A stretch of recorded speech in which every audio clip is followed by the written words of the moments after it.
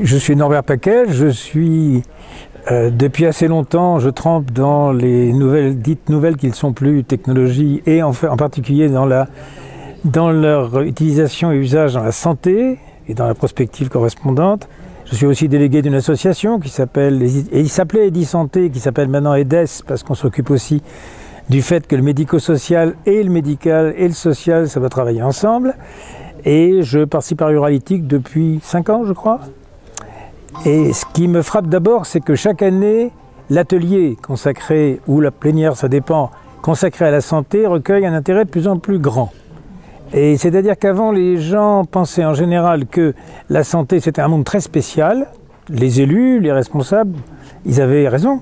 Mais en même temps, qu'ils ne pouvaient surtout pas s'en mêler, et ça, ils avaient tort.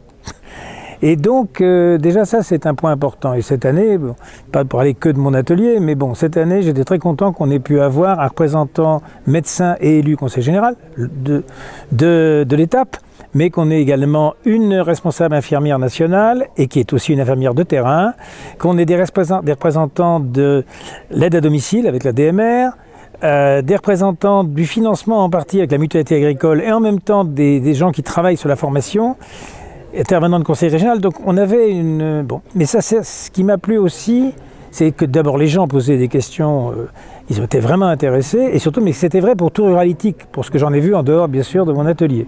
C'est-à-dire que j'ai trouvé à la fois les gens qui sont présents sont de plus en plus décomplexés par rapport à la technique, mais en même temps conscients que c'est un problème réel et qu'on aborde vraiment les bons sujets. C'est-à-dire, on aborde sans complexe les problèmes de financement, les problèmes d'organisation, les problèmes de relations entre les collectivités, le secteur privé, l'État, et que c'est pas toujours facile, mais qu'on l'aborde et que on voit forcément, c'est peut-être d'ailleurs aussi lié aux difficultés de financement quelquefois, bien s'associer maintenant des entreprises, du milieu associatif, des représentants des collectivités, des représentants de l'État, bon, qui, en général, maintenant, commencent à vraiment travailler ensemble. Toujours fait, mais travaillent plus ensemble, et notamment sur ce domaine des TIC, des technologies dans les différents secteurs. Je viens d'entendre, j'ai entendu 2 remarques amusantes.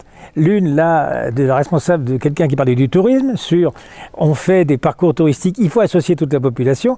Il faudrait peut-être faire un peu attention à ne pas, d'un côté, faire des parcours touristiques sur les sites de débarquement et en même temps financer un site ou un jeu vidéo sur la guerre. Et moi, dans l'atelier que j'avais, une remarque intéressante. On parlait des personnes âgées, vieillir ou vert, et la représentante d'Orange a dit, voyez-vous, moi j'ai des lunettes, et les opticiens ont réussi un truc fantastique. Ils ont réussi à ce qu'on s'intéresse et qu'on aille prendre des lunettes, alors qu'au fond, c'est quoi? C'est des lunettes de presbyte, ça veut dire que je suis vieille. Et donc, on a réussi à démystifier aussi la vieillesse.